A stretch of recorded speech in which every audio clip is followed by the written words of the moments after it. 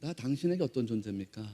아내에게 남편이, 혹은 남편에게 아내가, 나 당신에게 어떤 존재입니까? 나 당신에게 사랑받는 존재입니까? 나 당신에게 존중받는 존재입니까? 나는 여러분에게 어떤 존재예요? 나 여러분에게 어떤 존재예요? 여러분이 사랑할 만한 대상이에요? 여러분이 존중할 만한 대상이에요? 아, 감사합니다. 그럼 하나님은 여러분에게 어떤 존재이신가? 하나님이. 오늘 이 시인이 누구에게 구원을 요청하고 있는지를 우리가 정확히 알아야 돼요. 물론 알고 있지만 그걸 분명히 해야 돼요. 1절, 3절, 5절, 7절 보시면 그 1절, 3절, 5절, 7절에 나오는 똑같은 단어가 있어요. 그게 여호와라는 단어예요. 여호와. 히브리어로는 예흐와. 창세기를 공부하면서 여러분에게 강조했던 것이 있습니다. 성경을 읽다 보면 창세기부터 하나님을 그냥 하나님으로 표현하는 구절이 있고 하나님을 여호와 하나님으로 표현하는 구절이 있다 그랬잖아요. 그런데 이거를 여러분이 예전처럼 무슨 문서학적이고 성서학적이고 비평학적으로 이거를 따져 들어가지 말라고 제가 강조했어요. 그렇게 따져 들어가지 말아라. 그러면 우리 신앙이 바로 서기가 좀 어려워요. 그래서 제가 여러분에게 강조한 게 있어요. 어떤 분들은 그런단 말이에요. 하나님, 그렇게 표현하면 하나님을 엘로힘으로만 표현했으니까 이건 엘로힘 문서야. 이 문서라 그래요. 어떤 사람은 여호와 하나님, 예호와 하나님이라고 그랬으니까 이거는 야훼 문서래, 제2 문서래. 그렇게 성서학적이고 비평학적으로 따져 들어가지 마라 그랬죠. 그런 것은 비평하기 좋아하는 학자들의 몫으로 그냥 남겨두시라 그랬어요. 그리고 우리는 어떤 식으로 읽자 그랬어요? 우리는 어떤 식으로 읽자 그랬어요? 그렇게 읽지 말고 우리는 하나님으로만 성경에 표현되어 있으면 하나님의 무엇을 드러내기 위한 표현으로 받아들이자 그랬어요? 전능하심. 하나님으로만 표현되어 있으면 전능하신 하나님을 표현하기 위한 고백적인 것이라고 받아들이자 그랬죠. 그렇게 읽자. 그리고 여호와 하나님 이렇게 표현되면 그걸 어떻게 우리가 읽어내자 그랬어요? 구원하시는 하나님. 그렇게 우리가 읽어내자고 했죠. 기억하세요? 기억나시면 아멘 하시기 바랍니다. 다 잊어버리셨네. 그러면 다시 말씀드릴게요. 성경을 읽다 보면 하나님이 그냥 하나님으로 나올 때가 있어요. 그러면 어떤 하나님으로 받아들이라고요? 전능하신 하나님. 그런데 여호와 하나님으로 나올 때가 있어요. 그러면 어떻게 받아들이라고요? 나를 구원하시는 하나님. 그거를 전제로 말씀을 읽어야 됩니다. 오늘 말씀도 그렇습니다. 이 시인이 누구에게 부르짖고 있느냐? 여호와 하나님.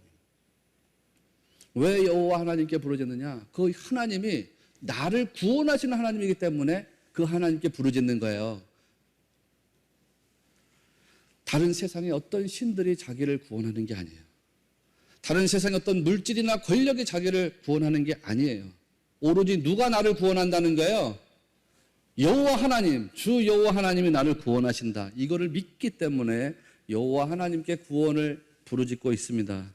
여러분, 그렇다면 여호와 하나님께서 왜 우리를 구원하시는 거예요? 왜 우리를 구원하시는 거예요? 하나님이 우리를 사랑하시기 때문이죠. 믿으시기 바랍니다. 하나님 우리를 사랑하셔서 구원하시는데요. 우리를 사랑하시는 그 하나님이 우리에게 약속을 하셨어요. 무슨 약속을 하셨냐면 내가 너를 구원하리라는 약속을 하셨어요. 약속. 그래서 약속의 말씀을 우리에게 주셨단 말이에요. 그래서 구약이고 신약이에요. 언약. 하나님 우리를 약속하셨기 때문에 구원하시겠다고. 언약이 있기 때문에 우리의 구원자가 되세요. 하나님이 구원의 약속을 하셨기 때문에 우리를 구원하세요. 그러니까 구원의 하나님이라고 하는 말은 다르게 표현하면 약속의 하나님 이런 뜻이에요. 이런 의미에서 여호와 하나님은 결국 약속의 하나님, 약속을 맺으시는 하나님, 약속을 지키시는 하나님, 약속을 성취하시는 하나님이라는 의미가 되는 것입니다. 하나님께서 아담에게 하신 약속을 지키시려고 아브라함을 택하셨죠. 아브라함과 약속을 지키시려고 이삭을 주셨고 이삭을 통해서 야곱을 주셨고 야곱을 통해서 12명의 아들을 주셨지요. 하나님은 어떤 하나님이시냐? 약속을 지키시는 하나님이신 것을 꼭 믿으시기를 바랍니다. 그러니까 당장에 좀 답이 없어 보여요. 당장에 좀 마음이 답답해요. 당장의 상황이 좀 내가 원하는 대로 풀리지 않는 것 같아요.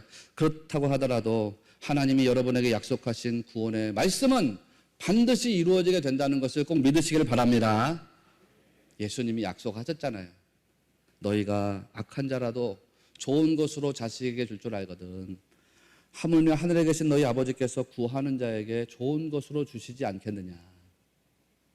아멘이시죠? 저는 이 약속의 말씀을 확실하게 믿습니다. 하나님은 구하는 자에게 주신다고 하셨습니다. 우리가 얼마나 오래 신앙생활 했는지 중요한 게 아닙니다.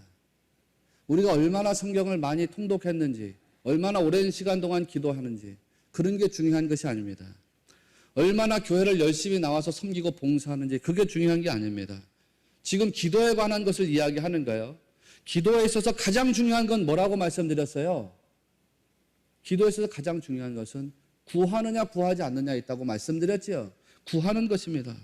하나님은 어떤 자에게 주시느냐? 구하는 자에게 주신다고 그랬어요.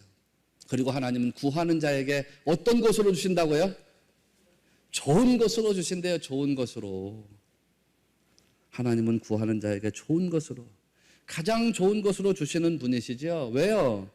우리를 구원하시는 여호와가 되시기 때문이에요. 요나가 하나님께 불순종하다가 깊은 바다에 빠졌던 때가 있습니다. 요나서 2장 5절 말씀에 보면 그 바다에 빠져있는 자기 상황을 이렇게 고백했어요. 제가 읽어드릴게요. 물이 나를 영혼까지 둘러싸우며 깊음이 나를 에워싸고 바다 풀이 내 머리를 감쌌나이다. 물이 내 영혼까지 둘렸대요. 다시 말하면 내 영혼이 물속에 빠졌다는 뜻이죠. 영혼이 물속에 빠지니까 내 영혼이 어떻게 되냐면 영혼이 피곤한 상태가 된대요. 여러분은 그런 것을 경험해 본 적 있으십니까? 영혼이 피곤한 거. 아마 다 있으실걸요, 한 번쯤. 아, 나 몸이 많이 피곤해. 나 마음이 너무 피곤해. 근데 거기서 더 나가가지고 영혼까지 지금 피곤하다는 거예요, 영혼까지. 완전한 절망, 완전한 낙심, 완전한 실망이고 완전한 괴로움이죠. 그런데 그렇게 영혼까지 피곤해졌다고 느껴졌을 때에 이 요나가 무엇을 했느냐? 여러분 기억하시는가요? 요나서 2장 7절 말씀을 보면 아주 놀라운 말씀이 나옵니다. 내 영혼이 내 속에서 피곤할 때, 영혼이 내 속에서 피곤하다는 거예요. 내 영혼이 내 속에서 피곤할 때 내가 여호와를 생각하였더니 내 기도가 주께 이르러 싸우며 주의 성전에 미쳤나이다. 여러분 바로 이겁니다. 절망적인 상황 속에서 요나가 뭘 했느냐? 주님을 생각했다는 거예요. 그 영혼이 필요할 정도로 정말 깊은 고난 속에서 요나가 뭘 했느냐? 주님께 기도했다는 거예요. 그랬을 때 하나님이 그의 생각과 기도에 기름을 부으셔서 그 기도에 응답하신 것을 믿으시기 바랍니다. 어떤 사람이 무릎을 꿇고 하나님께 기도하기 시작하면 거기에는 반드시 하나님이 계십니다. 어떤 사람이 잠잠한 중에 하나님의 은혜를 생각하면 거기에도 하나님 반드시 계십니다. 어떤 분들이 말씀을 고요한 중에 묵상하기 시작하면 거기에도 하나님은 반드시 계십니다. 어떤 분들이 하나님의 구원을 바라보면서 기대하고 기도하면 하나님은 그 기도에도 반드시 함께 하시는 줄을 꼭 믿으시기 바랍니다. 그러니까 끝까지 인내하고 포기하지 않고 믿음으로 주님 바라보고 기도하는 성도에게 하나님이 역사하시겠어요? 안 하시겠어요? 하시겠어요? 안 하시겠어요? 하시겠죠. 아멘. 하나님은 변화를 가능하게 하시는 분이라고 했어요. 하나님은 죽은 자도 살리시는 분이라고 했어요. 하나님은 없는 것도 있는 것 같이 만들어내시는 분이라고 했어요. 그런 하나님이 여러분에게 어떤 분이신가요? 하나님 나에게 어떤 분이시지? 하나님 주 여호와 나의 하나님, 나를 구원하신 하나님. 오늘 시인은 그거를 고백하고 있어요. 하나님이 나에게 어떤 분이시지? 주 여호와 나의 하나님. 하나님은 나를 구원하신 하나님. 하나님이 여러분에게 어떤 분이시죠? 주 여호와 나의 하나님. 하나님은 여러분을 구원하시는 하나님. 하나님은 인자와 자비가 풍성하신 하나님. 그래서 7절에 가서 시인이 그걸 고백해요. 이스라엘아 여호와를 바랄지어다. 여호와께서는 인자하심과 풍성한 속량이 있음이라. 여러분, 이렇게 좋으신 하나님이 여러분의 구원의 하나님이 되시고 이 하나님이 여러분에게 힘과 능력이 되심을 꼭 믿으시기를 바랍니다. 끝으로 우리는 그러면 뭘 해결하고 뭘 바라봐야 될까라는 거예요. 무엇을 해결하고 무엇을 바라봐야 할까? 이 시인이 깊은 곳에서 주님께 부르짖었다 이렇게 이제 이야기했잖아요. 그러면 이제 우리가 마지막으로 살펴봐야 되는 굉장히 중요한 주제가 하나 있어요. 그 주제란 뭐냐면 이 사람이 왜 깊은 곳에 빠져들어가게 됐을까라고 하는 물음이에요. 깊은 곳에서 주님께 부르짖었는데 왜 이 사람은 깊은 곳으로 빠져들어가게 되었을까? 이걸 알아야 되거든요. 왜 인간은 깊은 바닷속에 빠지는 경우가 있을까? 왜 인간은 깊은 수렁 속으로 빠져들어가는 경우가 있을까? 그런데 성경에서 말하는 가장 근본적인 이유는 바로 죄 때문이죠. 죄와 교만 때문에. 자기 안에 있는 죄가 자기를 괴롭게 합니다. 자기 안에 있는 죄가 자기를 불행하게 합니다. 그 죄가 자라나가지고 가정을 불행하게 합니다. 그 죄가 더 자라가지고 우리 신앙 공동체까지도 불행하게 만듭니다. 그 죄가 더 크게 자라가지고 이 나라와 세상까지도 불행하게 만듭니다. 그게 창세기 아니에요? 시인이 그걸 깨달아요. 그래서 3절에 가가지고 내 안에 있는 자기 안에 있는 죄의 문제 그거를 끄집어내서 이야기하고 있어요. 3절 여호와여 주께서 죄악을 지켜보실진데 주여 누가 서리이까. 이 사람이 자기 안에 있는 죄를 발견하고 화들짝 한 거예요. 그러니까 이 죄가 나를 해롭게 하는구나. 이 죄가 내 불행의 원천이 되는 것이로구나. 그거를 깨달았어요. 그런데 그 죄를 가지고 하나님 앞에 서려고 하니까 도저히 설 수가 없어요. 누가 감히 죄를 가지고 하나님 앞에 설 수 있겠습니까? 두려움과 딱 직면하게 되었어요. 주님, 저는 죄인입니다. 내가 어떻게 주님 앞에 설 수가 있겠습니까? 그런데 그 다음이 중요해요. 거기서 끝나면 우리가 뭐가 되겠어요? 4절에 가서 보니까 더 중요한 말씀이 나와요. 그러나 사유하심이 주께 있으면 주를 경외하게 하심이니이다. 아멘. 요즘 젊은 사람들이 사유한다는 단어를 잘 쓰지 않습니다.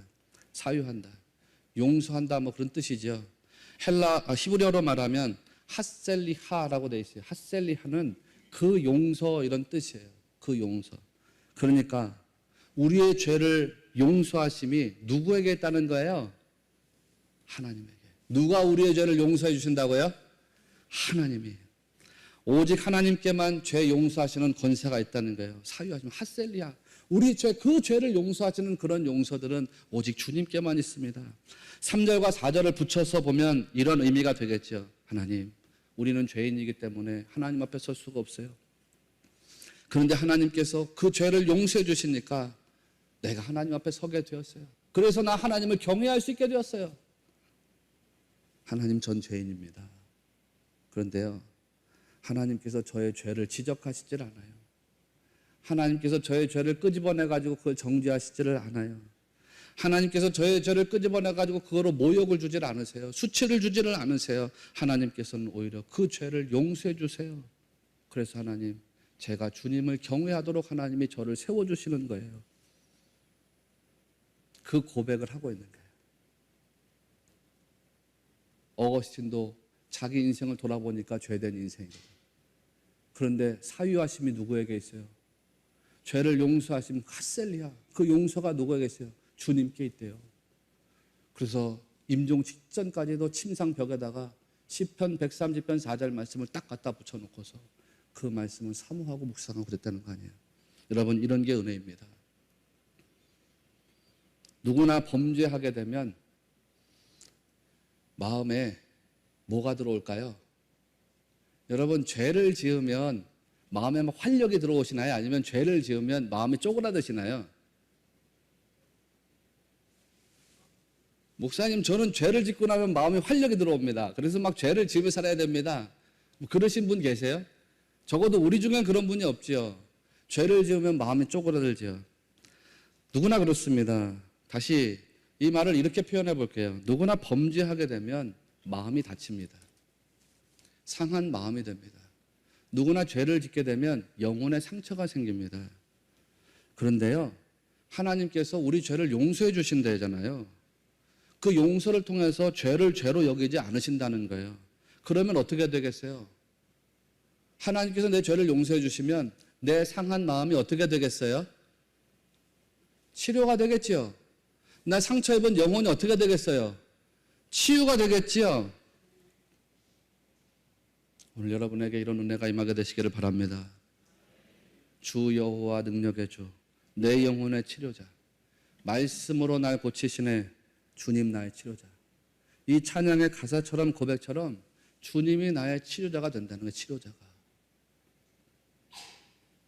주 여호와 능력의 주, 내 영혼의 치료자, 말씀으로 날 고치시네 주는 나의 치료자. 아멘. 주님이 치료자가 되신다. 기가 막히지 않아요, 여러분? 그런 게 은혜입니다. 그러니까 뭐를 기대하게 된다는 거예요? 5절에 가가지고서 나 곧 내 영혼은 여호와를 기다리며 나는 주의 말씀을 바라는도다. 그렇게 나가요. 구원의 주님, 그 주님의 말씀이 내게 임하기를 기대합니다. 6절에 가서는 파수꾼이 아침을 기다림보다 내 영혼이 주를 더 기다리나니 참으로 파수꾼이 아침을 기다림보다 더하도다. 그래요. 참 여러분, 얼마나 기가 막힌 말씀이에요. 파수꾼이 되어가지고서 아침을 기다려보신 적이 있으신지 모르겠어요. 예전에 군대를 갔는데 훈련소에 갔더니 이제 우리 훈련병들이 밤마다 돌아가면서 이제 불침번을 쓰는 거예요. 불침번을 처음엔 2시간씩 또 나중에 1시간씩 돌아가면서 쓰는데 그 밤에 불침번 쓰는데 시간이 너무 지루하고 또 고독하고 또 무섭기도 하고 그렇더라고요. 혼자서. 그 밤에 불침번을 쓰는데 어느 날 보니까 밤에 달이 하얗게 떠 있어요. 그 달을 바라보는데 그 달 속에서 나의 추억이 떠올라. 내가 학교를 다니면서 교제했던 친구들과의 추억이 떠오르고 그 달 속에 우리 어머니가 탁 비춰져 떠오르고 그 달 속에서 우리 가족들이 떠오르고 그 달 속에서 내 미래가 떠오르고 내가 이 시간이 지나면 나의 삶으로 돌아가지. 내가 이 시간이 지나면 나의 침상으로 돌아가지. 내가 이 시간이 지나면 나의 삶으로 돌아가지. 파수꾼에게 아침이 뭘까요? 아침이. 이 파수꾼에게 아침이란 정상적인 삶으로 돌아가는 거예요. 이 파수꾼에게 아침이란 자기의 침상으로 돌아가는 거예요. 자기의 쉼으로 돌아가고 자기의 평안으로 돌아가고. 시인이, 그 시인의 영혼이 그 파수꾼이 아침을 기다리는 것처럼 주님을 기다린대요. 뭘 고백하는 거예요? 파수꾼에게 아침이 오면 그 삶이 돌아가요. 평안이 임하고 쉼이 임하고 안식이 임하고 그것처럼 주님이 내 삶에 임하면 내 삶이 정상으로 돌아간대요. 주님이 내 삶에 임하면 내 영혼이 평안함으로 안식으로 쉼으로 돌아간대요. 이 사람이 지금 그거를 기대하면서 기다리고 있어요. 그냥 주님 만나면 좋아지겠지 막연한 게 아니에요. 파수꾼이 아침을 만나가지고 자기의 삶으로 돌아가는 것처럼 하나님께서 나의 모든 것을 회복하시는 구원의 하나님으로 내게 역사하시겠지. 주님께서 내게 평안과 쉼을 주시겠지. 주님께서 내게 치유와 회복을 주시겠지. 주님께서 내 삶에 어그러진 것을 정상적인 것으로 되돌려 주시겠지. 여러분, 그런 믿음을 가지고서 간절히 기다리고 있다는 것입니다. 무엇을 가지고 있기 때문에 이 사람이 그렇게 기다릴 수 있느냐 하면요, 믿음이에요. 믿음. 주님이 나의 구원의 주가 되신다는 믿음. 주님이 약속을 지키시는 분이라는 믿음. 주님이 치료와 회복의 주권자가 되신다는 믿음. 그러니까 7절에 가서 이스라엘아 여호와를 바랄지어다. 여호와께서는 인자하심과 풍성한 속량이 있음이라. 이렇게 고백했어요. 여러분도 이것이 여러분의 삶의 고백이 되시기를 바랍니다. 하나님의 인자하심은 풍성하시다 그랬어요. 인자하심 헤세드예요. 여기 또 헤세드. 구약에서 헤세드는 너무 중요한 단어이죠. 헤세드. 언약 안에 있는 사람을 향해서 쏘아져 나가는 사랑. 언약 바깥이 아니에요. 언약 안에. 하나님의 약속 안에 있는 사람에게 있어서는 하나님의 사랑이 풍성하시다. 끝까지 하나님께서 약속을 이루시고 그 사랑으로 보호하신다는 거죠. 끝까지 하나님께서 은혜를 풍성히 주신다는 거죠. 그러니까 여호와를 바라라는 거예요. 무슨 복을 바라라, 무슨 재물을 바라라, 무슨 명예를 바라라, 그런 것이 아닙니다. 오직 구원의 주님을 바라보아라. 그러면 하나님의 인자하심과 구원의 풍성한 은혜가 임하게 될 것이다, 이거예요. 여러분이 그 놀라우신 하나님, 나를 구원하신 하나님, 하나님을 바라보시면서 우리 다 어려운 시절을 보내고 있어요. 이 어려운 시절 속에서 믿음으로 정말 복된 삶을 살아가게 되시기를 바랍니다. 끝난 게 아니에요. 제가 존 맥스웰의 열매 맺는 지도자라는 책에 나오는 이야기를 소개해 드린 적 있잖아요. 그 2차 세계대전 당시에 한 젊은 여인이 청년과 결혼했습니다. 그 청년이 군인이었어요.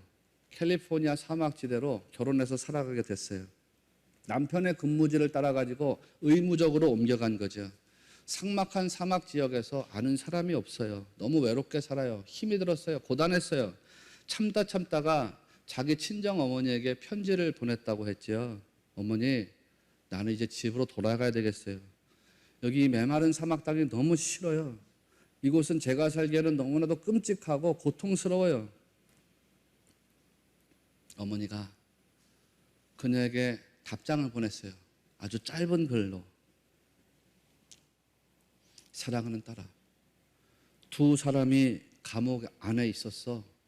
그런데 한 사람은 철창 안에 진흙을 바라봤고 다른 한 사람은 철창 바깥에 별을 바라보았어. 똑같이 감옥 안에 있는데 한 사람은 감옥 안에 있는 진흙만 바라보고 한 사람은 감옥 바깥에 별들을 바라보았대요. 똑같은 상황을 살고 있는데 어떤 사람은 부정적인 감정, 미워하고 시기하고 다투고 질투하고 그 부정적인 감정을 자꾸 끄집어내가지고 자기의 심령을 상하게 하며 살아가. 그런데 같은 상황에서도 어떤 사람은 구원의 하나님, 약속의 하나님, 능력의 하나님 바라보면서 기대하고 기도하면서 은혜를 구하며 살아가는 거예요. 무엇을 해결하고 무엇을 보아야 될까? 이 여인은 지혜로운 여인이었어요. 어머니가 전하려고 하는 메시지가 문제를 깨달았어요. 다음날 아침부터 집 밖으로 나가서 사막에서 자라나는 식물에 대해서 연구하기 시작했어요. 근처에 사는 인디언들과 만나가지고 그들의 언어를 배우고 그 사람들의 풍습을 배우고 그 사람들의 전통을 연구하기 시작했어요. 다시 묻습니다. 무엇을 해결하고 무엇을 보아야 할까? 여러분 안에 있는 죄의 문제, 여러분 안에 있는 부정적인 감정의 문제를 다 처리하시기를 바랍니다. 싫으세요? 그거 다 처리하시기를 바랍니다. 그리고 하나님을 바라보면서 믿음으로 승리하는 여러분이 꼭 되시기를 바랍니다. 우리를 구원하신 주 예수 그리스도, 그거를 바라봐요. 그분을. 오늘 우리가 결정해야 되는 것이 바로 이것입니다. 주님을 구하고 찾고 바라고 기대하시는 여러분이 되셔야 한다는 거예요. 여호수아가 가나안에 딱 정착해가지고 이스라엘 백성들에게 말했어요. 너희를 섬길 자를 오늘날 택하라. 오늘 나와 내 집은 여호와를 섬기겠노라. 그랬더니 사람들이 말했어요. 우리도 여호와를 섬기리니 그는 우리의 하나님이 되십니다. 성도는 오로지 하나님을 바라보고 하나님 섬기고 하나님 예배하고 하나님께 기도해야 합니다. 그런 게 때로는 어리석어 보일 수도 있어요. 그런데 여러분, 결국에는 그렇게 어리석어 보이는 사람들을 하나님께서 축복하시고 그런 사람들에게 은혜 베푸신다는 것을 꼭 믿으셔야 돼요. 그래서 저나 여러분이 다 그렇게 하나님을 온전히 바라보면서 믿음의 길을 확실하게 가게 되기를 바랍니다. 그래서 하나님이 우리에게 약속하신 축복의 말씀들, 언약의 말씀들이 여러분의 삶에서 다 이루어지게 되시기를 주님의 이름으로 축원합니다. 여기 써 있죠. 기적을 이루어가는 우리 믿음의 공동체. 삶에서나 교회에서나 가정에서나 기적을 이루어가는 우리 모두의 삶. 그래서 여러분이 좋은 믿음의 선진들로 기억되시기를 주님의 이름으로 소원합니다.